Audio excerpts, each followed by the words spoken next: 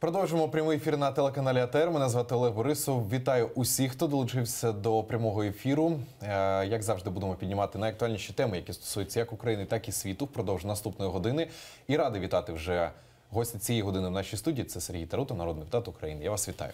Добрий вечір. Дякую, що долучилися до нашого ефіру. Отже, почнемо ось з такої новини. Перший заступник голови спеціальної моніторингової місії ОБСЄ Олександр Хук заявив, що сторони на Донбасі активно озброюються та мінують територію, що свідчить про підготовку до ескалації конфлікту у найближчий час. За його словами, бойовики окупованих районів Донецької та Луганської областей та військові Збройних сил України активно окопуються вздовж всієї лінії розмежування. Цитую: «Наші безпілотники зафіксували багато нових траншей. Сторони активно окопуються. Всюди бачимо значну кількість озброєння в окопах і бліндажах». Кінець цитати. Він додав, що також сторони не дотримуються мінських домовленостей і не тільки не проводять заходи щодо розмінування території, а навпаки закладають ще більше мін. Хук зазначив, що представники ОБСЄ зафіксували, поміж іншого, військову техніку, яка стоїть на вогневих позиціях як з боку ОРДЛО, так і з боку підконтрольної уряду України. Пане Сергію, відходячи від цієї новини, спочатку хочеться почути вашу думку, у зв'язку з чим ми бачимо загострення, посилаючись на інформацію з ОБСЄ Олександра Хука. Чому спостерігаємо таке загострення ситуации? К сожалению, это все прогнозируемо. Когда обсуждался во втором чтении проект об особенностях государственной политики и обеспечения суверенитета на оккупированной территории Донецкой и Луганской области, я тогда уже прогнозировал о том, что это спровоцирует дальнейшую агрессию взаимоотношений между силовиками и Украиной. Это означает, что дальше, к сожалению, будут интенсивно увеличиваться обстрелы и будут гибнуть наши и военные, и мирные жители. Это цена абсолютно непродуманных, популистских законов, которые принимает парламент. Если бы дети наших депутатов были на сегодняшний день в армии, то я думаю, что никогда этот закон не приняли бы. А так они играются чужими судьбами. Это про реинтеграцию. Это про реинтеграцию. Но оно называется по-другому, в особенностях государственной политики, вот, и по обеспечению суверенитета. Так он называется. Ну, как в народе по реинтеграции. Это как раз следствие того, что мы приняли. Потому что, к сожалению, когда принимаются наши законы, то никто не просчитывает из тех, кто сегодня предлагают, это предлагает в основном правящая коалиция, без нее невозможно принять ни один закон, не просчитываются возможные последствия. Так как положительные ради этого принимаются, так и отрицательные. Если бы эти все сценарии были бы проговорены, проработаны, и тогда я думаю, что закон никогда не был бы принят, потому что он ничего не решил. Мы назвали Россию агрессором, ну тогда этого мы назвали еще в январе, 27 января 2015 года агрессором было постановление парламента и обращение ко всем международным организациям. Что это решило? Ничего. Агрессор, он был агрессором. Я Россию назвал агрессором еще в конце марта 2014 года. Россия живет в своей внешнеполитической стратегии. От того, что будет называть Украина агрессором или как-то, от этого она не меняет политику. Есть другие геополитические интересы, к которым она прислушивается.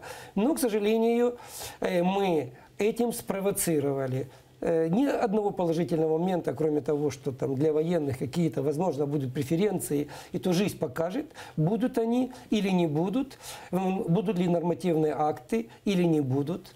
А мы знаем, что здесь абсолютно много несправедливости. Как раз вот мы видим заставки военных. Военные очень хорошо понимают, что происходит, как сегодня киевская власть обюрокрачена, как те, кто находится ближе к власти, получают или звание, или получают больше зарплаты, кто там на передовой, к сожалению, они сегодня не получают достойную зарплату за тот риск, который несет. И все это, к сожалению, вот этот популизм. И я думаю, что этот закон принимался только для одного, чтобы сегодня отвести внимание и международных наших партнеров, и внутреннее настроение вот очень важного закона – это антикоррупционный суд. И для того, чтобы не принимать, не рассматривать его вот, и не концентрировать внимание над теми венецианскими поправками, которые мы получили по этому проекту закона, мы сейчас принимали антикоррупционный суд. И вы знаете, что такая есть параллель. 3 дня мы его принимали. Было там 700 с лишним поправок. У нас по закону о приватизации было больше поправок, приняли за 2 часа.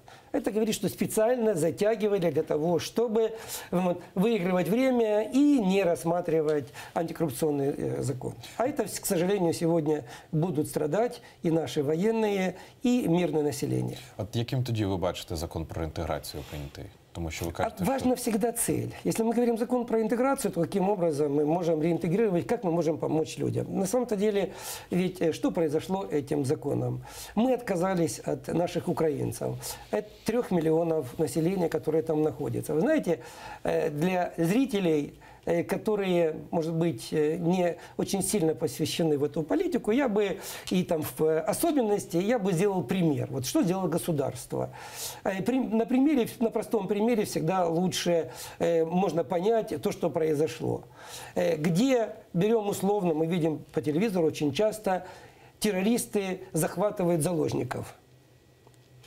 И вот если провести аналогию, то это означает, государство говорит, вы знаете, террористы захватили заложников. Да, мы знаем, что это наши заложники. Но, к сожалению, мы вам помочь не можем и не будем вам помогать. Пусть террористы вас кормят, пусть террористы беспокоятся о вашей жизни, они же вас захватили, а мы отказываемся от вас. Вот это тот же самый пример по отношению к Донбассу. Вы знаете, украинцы, да, у вас паспорта, да, у нас ответственность должна была перед вами, но захватила Россия. Де-факто. Де-юре мы не можем доказать. Де-факто захватила Россия. Пусть Россия о вас беспокоится, а мы от вас отказываемся. Но, извините, Россия не сказала, что она будет о них беспокоиться, что она им будет помогать, и мы добровольно сами отказались от людей и отказались от этой территории. Так выглядит этот закон. Поэтому нет абсолютно никакой логики в принятии его. Что война называется войной, к самому начале война. О том, что военные сегодня получили возможность управлять, так они раньше полностью, еще я ж находился в эпицентре этих событий, с конца мая всей операцией руководили военные. И всей операцией руководил президент. Турчинов сначала исполняющий обязанности, потом Порошенко. Ничего не мешает сегодня главнокомандующему осуществлять контроль. Я вижу только в одном какой-то смысл, почему его лоббировал президент. Он лоббировал для того, чтобы узурпировать еще дальше полномочия, причем нарушение Конституции. Там жестко противоречит его полномочия 106 статье Конституции. Это означает, в принципе, этот закон нелегитимен по отношению к конституционным правам. И для того, чтобы в случае выборов или какой-то ситуации тут же объявлять военное положение и убирать тех избирателей, которые, к сожалению, на сегодняшний день для президента не будут за него голосовать, потому что он ничего не сделал. От, пане Сергію, Комітет з нацбезпеки, який готував закон, виніс всі правки у зал для обговорення. Тоді автор законопроекту наголосили на тому, що всі депутати мали можливість обговорити ці правки. Але чомусь більшість правок так і не була проголосована. Чому? Это уже манипуляция. Это манипуляция. Есть технология в парламенте, как сделать так, чтобы ничего не принять, то, что вы не хотят. А для этого мы видели в зале, находилось 80 человек. Когда поправки, ведь что происходит? Приходят утром, регистрируются. Зарегистрировалось 320 человек. Потом эти люди уходят. по факту находится 80 человек, может быть 90 находилось.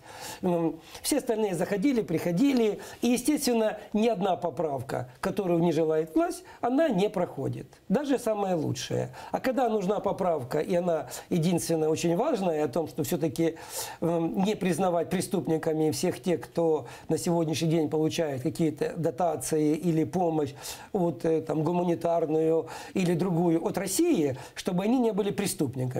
Вот на эту поправку, которая была согласованная президентом, и, скорее всего, Запад давил по этому поводу, потому что очень много, к сожалению, нарушений таких основополагающих свобод и прав человека в рамках и Конвенции ООН, и в рамках нашего мандата с Советом Европы, и об этом все время говорят, о том, что это ущемляет людей. Так вот, в этот момент одну поправку приняли, пришли люди, которые должны были голосовать. Поэтому это манипуляция и технологія нашого парламенту. Пане Сергію, от долучимо до нашої розмови ще Юрія Березу, народного депутата України, телефоном від Народного фронту про положення закону. Зараз з ним і поговоримо. Пане Юрію, вітаю вас.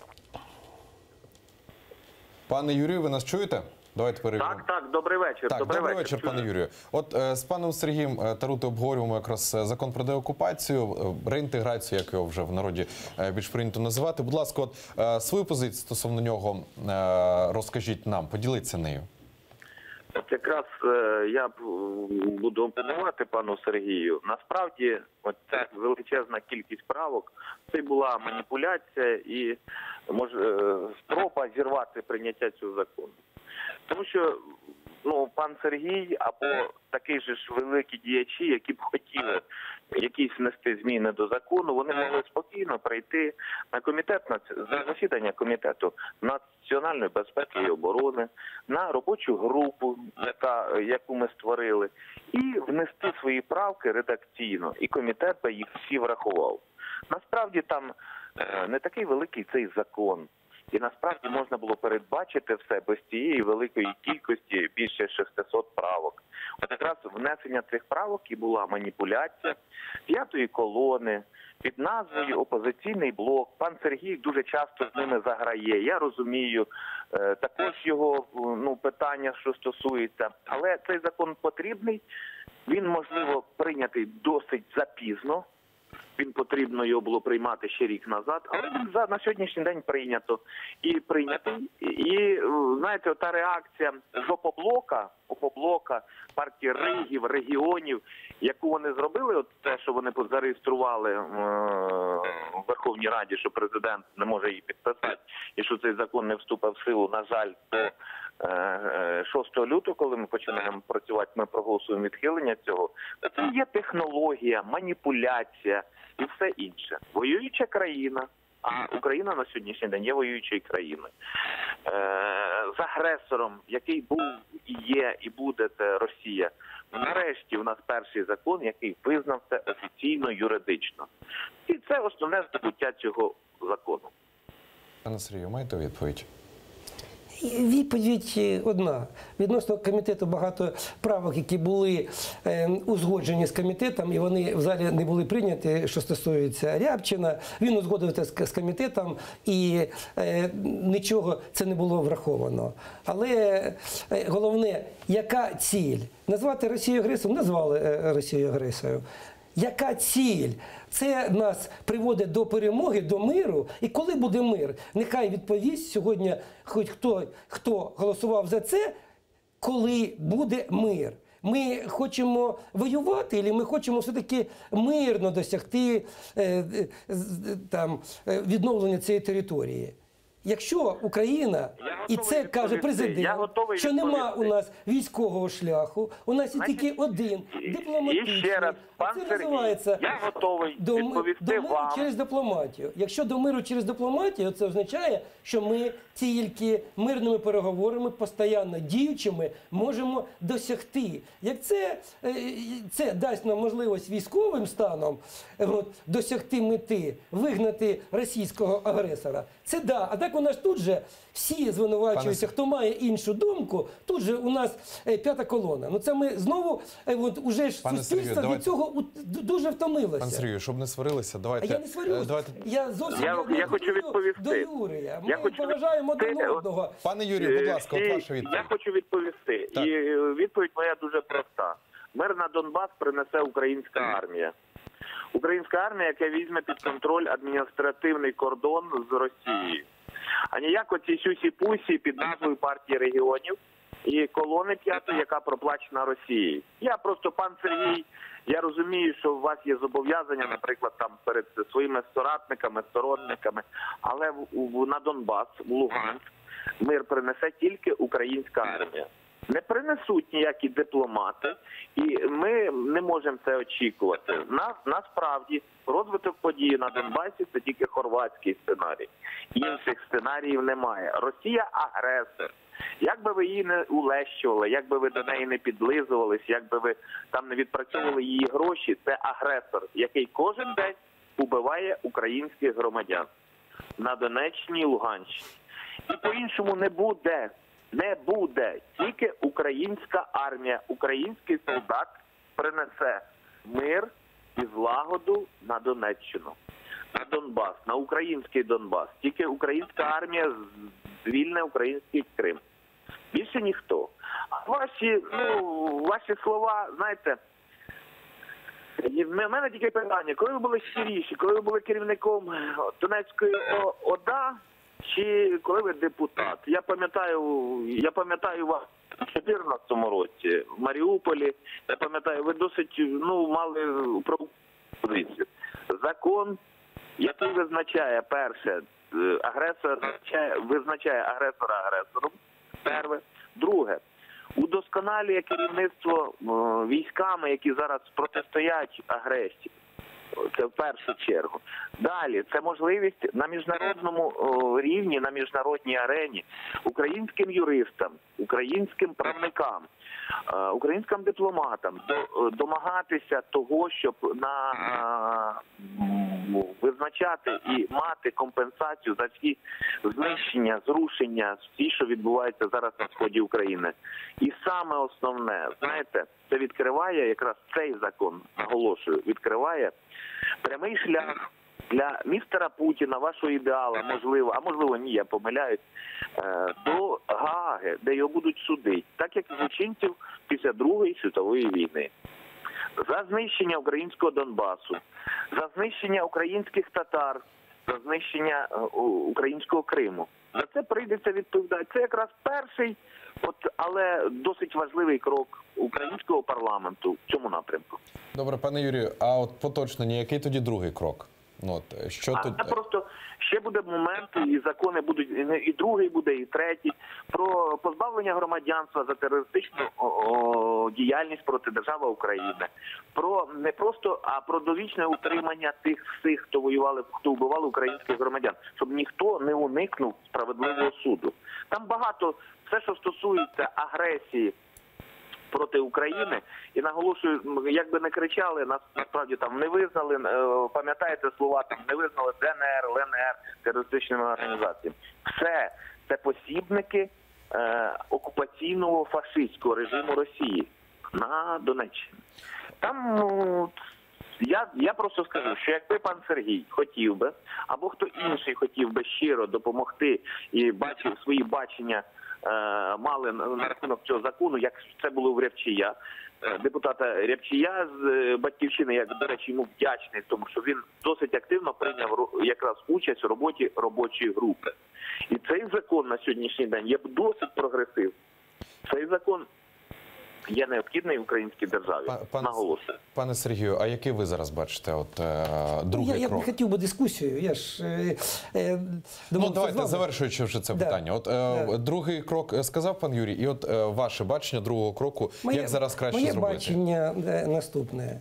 Те, що залежало від мене, на жаль, ніхто не слухав, коли починалася ця війна. Єдине, що до мене залежало, це Маріуполь, і я його захистив. Незважаючи на те, були сильні, не сильні наші озброєні, я сам цим займався. І якщо дивитися соціологією, то що ми маємо? Да? Є сьогодні рішення президента нашого, є рішення парламенту, є рішення політичних сил, я не знаю, Юрій, це він так, від партії війни. Є у нас на сьогоднішній день зобов'язання в рамках Ради безпеки ООН, є у нас перемови і допомога Німеччині і Франції не відносно війни. Сьогодні партія війни – це люди не підтримують її. Людей тут нікого не залишиться в нашій країні. І так зараз виїжджають, тому що не бачать майбутнє. Це тільки буде руйнувати. І сьогодні казати тому, що ми військовим шляхом переможемо, це бути безвідповідальним і постійно маніпулювати. Більш того, розказувати, що я якесь відношення мав до партії регіонів і тут постійно казати «п'ята колона». Ви знаєте, суспільство вже втомилося від таких загальних звинувачень. Я завжди критикував партію регіонів, критикував і опозиційний блок, де є, а є речі, які суспільство треба об'єднувати, а знову не розколювати, як зараз робить пан Юрій. Відносно знову маніпуляції і обману, що ми зможемо з допомогою цього закону щось якось доказати і в юридичному плані відшкодовувати втрати. Нічого ми не можемо, це теж обман. Я запрошував сюди з допомогою керівництва ООН, був круглий стіл, до речі, в парламенті. І ми запрошували всіх, хто дуже сьогодні хвилюється проблемами Донбасу. І туди дали кращого спеціаліста ООН, керівництва. Приїхав відомий юрист-правовед, директор Канадського інституту права і конфліктології. Разом з групою був круглий стіл. І ми якраз з ними, було перше читання, якраз проголосували за цей проєкт закону. І у нас якраз між першим і другим читанням це був круглий стіл. І спеціалісти, міжнародники, юристи сказали, що ви можете відстоювати свої права тільки в рамках юридичного міжнародного права, доктрини міжнародного права. І тільки вона буде давати компенсацію і захищати. Все інше, що ви будете приймати в своїй країні, не узгоджено ні з міжнародними організаціями, а вони зараз критикують дуже жорстко, тому що там порушені базові права людини. А це, ви знаєте, що великий злочин. І тому сьогодні маніпулювати, я думаю, що час покаже. Це як була така ж історія, де суспільство підтримувало відносно блокади. Хто на блокаді заробив? На блокаді заробили бойовики, терористи і росіяни. Ми загубили, і це вже Національний банк за 17-й рік підвів ітоги. То, що я казав тоді, що це великий злочин, що це тільки на користь бойовикам.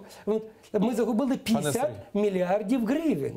Пане Сергію, пане Юрію, будь ласка. Так. Я одне питання, пану Сергію. Так. Росія агресор, окупант чи ні? Я хочу почути.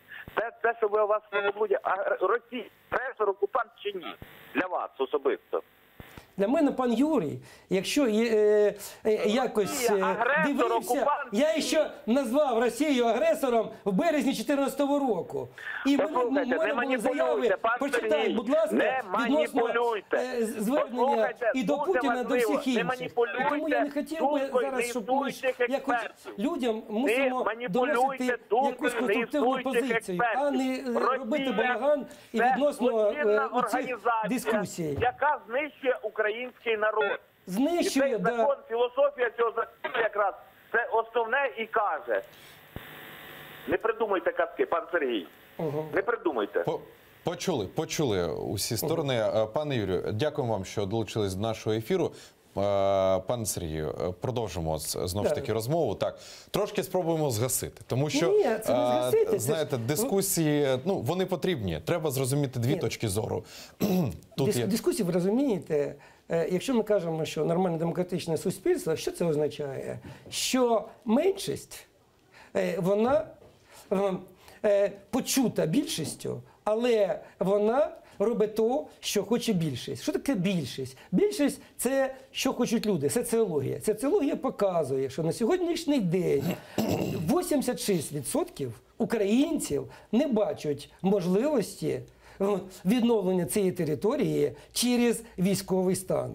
Є біля 10%, 4%, 4-5% не знають. І є біля 10, там 9-10%, які кажуть, що ми будемо воювати до останнього українця. Що це означає, що вони хочуть війни. А чому війни хочуть? Тому що на війні заробляють, тому що на війні маніпулюють, тому що війну використовують для того, щоб далі утримувати владу. А хто страждає на війні? Страждають кожен день наші військові. Що ми чуємо? Ми чуємо зараз, коли цей прийняли закон, і він же не відповідає, тому що його ж нема зараз там на Донбасі. Це ж вони дуже всі розумні, але сидять тут в парламенті, ніхто не воює і чужим життям ризикують. А ми бачимо, було більше 300 обстрілів. А це хто гинуть? Гинуть і військові, і наші мешканці. Цивільні, коли так. цивільні. Оце до чого приводить оця агресія.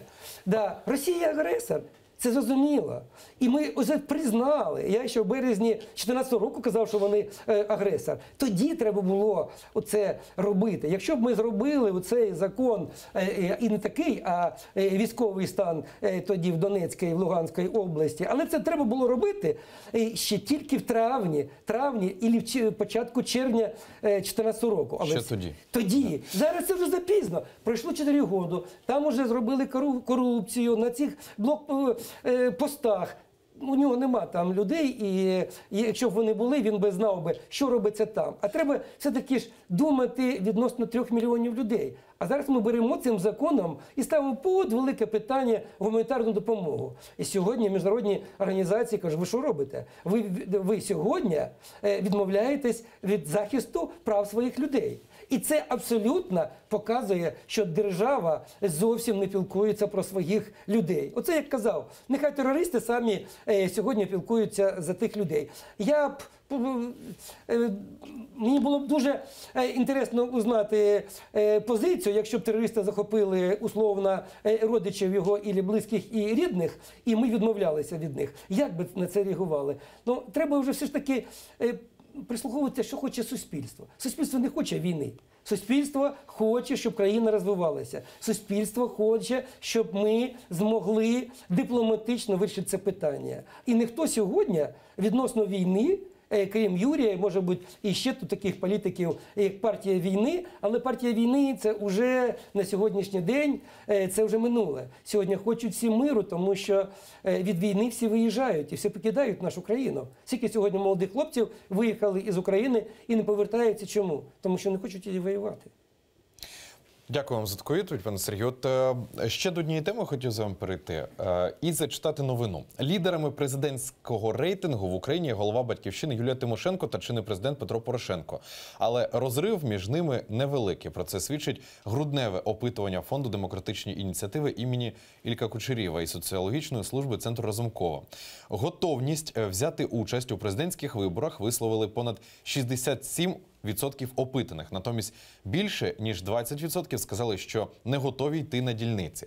Отже, згідно із дослідженням, якби вибори президента відбулися наприкінці грудня 2017 року, то ті люди, які планували піти на вибори, проголосували б наступним чином.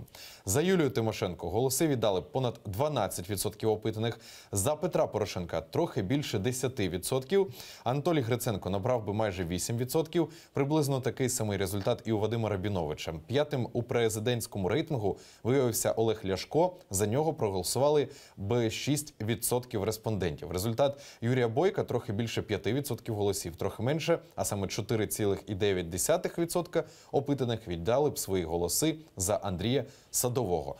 Цікава ваша думка стосовно сподівань і ось таких рейтингів. Ну, дивіться, рейтинги, це залежить від того, скільки опрошених було. Тому що це, скоріше, не дуже багато опрошених, але повернемося до соціології. Що каже соціологія? Соціологія каже, що дійсно сьогодні у Батьківщини, там, у Юлії Тимошенко більше електоральна підтримка, але і у неї більше тих, хто за неї, можливо, проголосує. Тобто антирейтинг у неї менше, ніж у Порошенка. І тому, якщо дивитися гонку між двома кандидатами, то перемагає Тимошенко. Але що ми бачимо? Ми бачимо, що 75%, які хочуть, соціологія показує, там 72-75% хочуть голосувати за інших політиків, які не були у владі. Це означає, що 25% – це те, що ми бачимо в соціології, а 75% іще не визначилися. І вони хочуть голосувати за інших. Є набір тих, які вже були. Це і Порошенко, і Тимошенко, і Бойко, і Ляшко. Вони вже були. Суспільство очікує, що прийдуть нові політики з новою програмою, з новою стратегією і дадуть якусь нову програму і нові очікування. Тому що від цих вони нічого вже, на жаль, втомилися. І від них люди не очікують якихось змін. І тому це дуже багато ще залишилось часу. Ми пам'ятаємо, що за 4 місяці до президентських виборів у Порошенка теж було дуже-дуже мало, а потім ці ж всі відомі прізвища, вони були в рейтингах. І де вони були? Вони там стали набагато менше, ніж у Порошенка. І тому тут може бути іще дуже багато несподіванок. І що ми бачимо?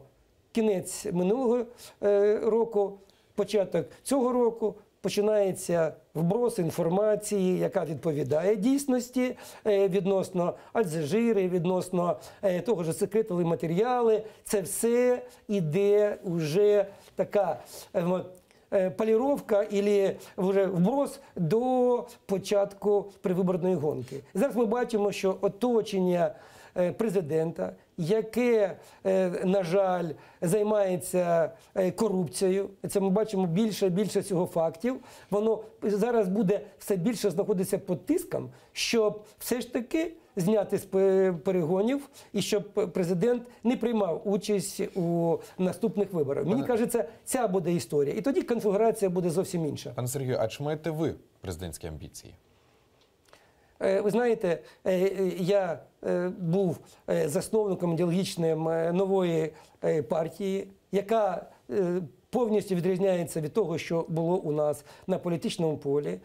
Партія, яка дійсно сьогодні об'єднує людей діла, які всім своїм життям робили те, що казали, які не хотіли займатися політикою. Але ця руйнована політика, яка сьогодні є, вона вимушує нас цим займатися, тому що у тебе тільки вибір один. Ілі виїжджати з цієї країни, тому що, бачиш, вони її руйнують, а ти будував все життя, ілі займатися. Так от, я був ініціатором створення цієї нової політичної сили.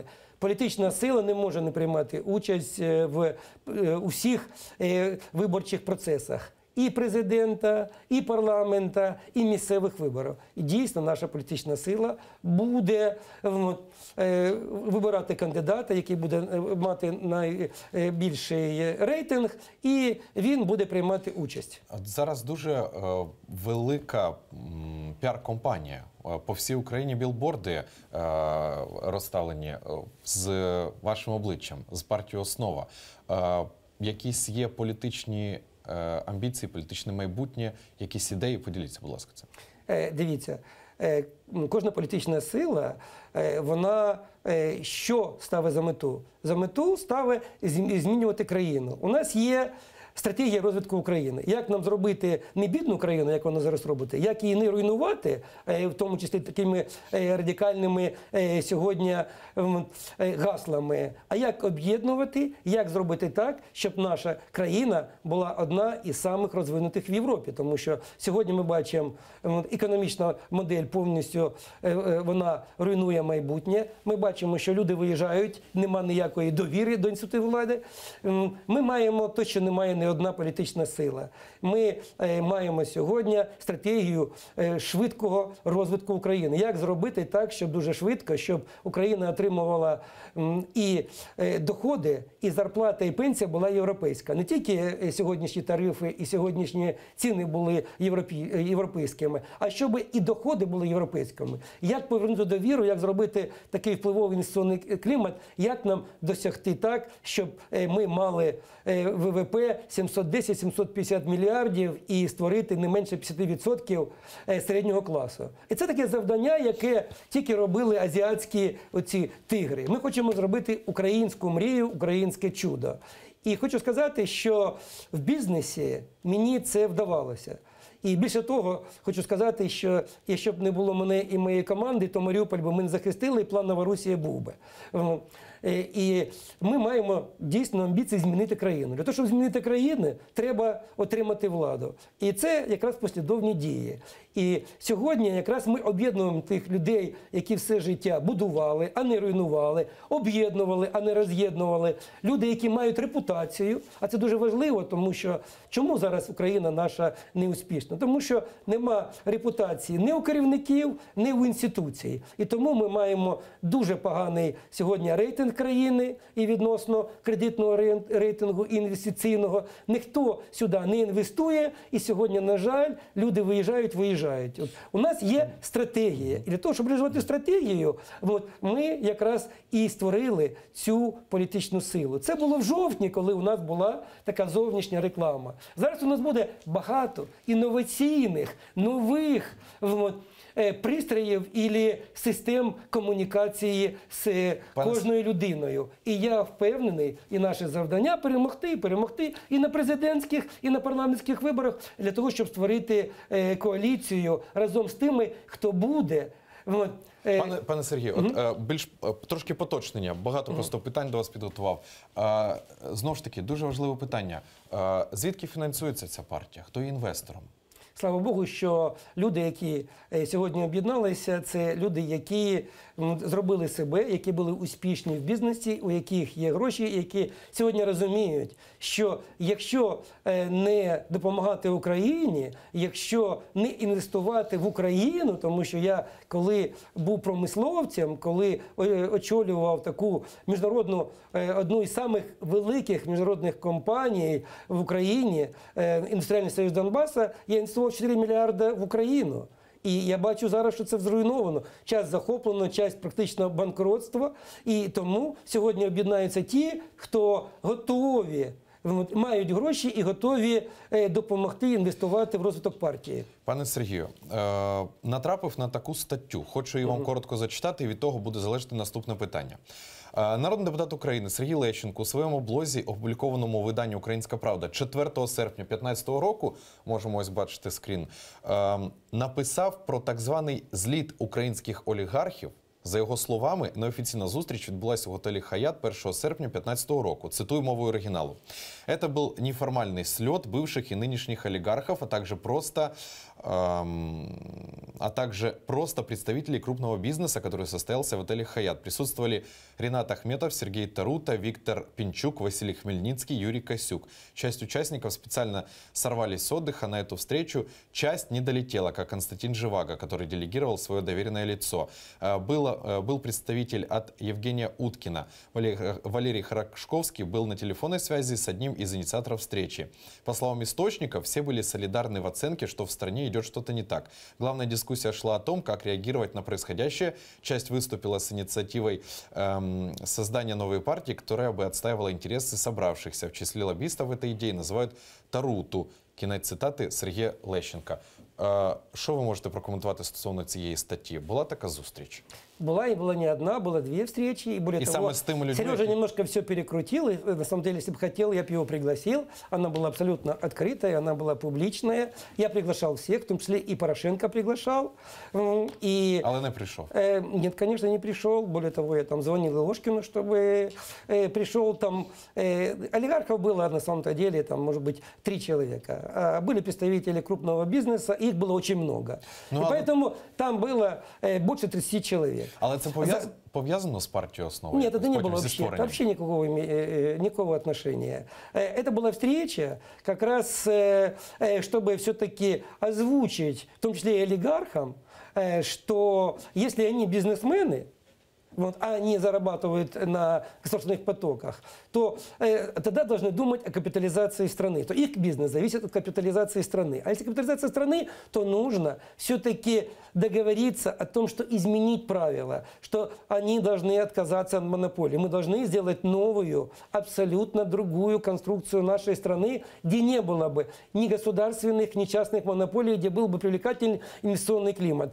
где была бы высокая стоимость капитализации. Была первая встреча, была вторая встреча. Это потом, знаете, во что вылилось? Вылилось Коротко, будь ласка, эфирный час. Да, в заявление, в декларацию украинского бизнеса, которое назвал, в том числе Гузар, лучшим документом за всю историю украинского бизнеса, где бизнес взял ответственность за то, что случилось, и договорился о том, что консолидирует свою работу над двумя очень важными темами. Первое – это доктрина развития Украины, это стратегия, чем мы занимались, и я занимался лично, и новый общественный договор. И там не все подписались, не все и олигархи подписались, но после этого осталось около 30 человек. И мы вместе на сегодняшний день обсуждаем, как нам спасать страну. Это не имеет отношения к партии, это имеет отношение к консолидации вокруг той модели, которая единственная возможная, которая дасть возможность развития страны. Пане Сергію, на жаль, ефірний час добігає кінця. Сергій Тарута, народний депутат України, був гостем цієї години на нашій студії. Далі передаю слово новинам Заман. Залишайтесь за ТР.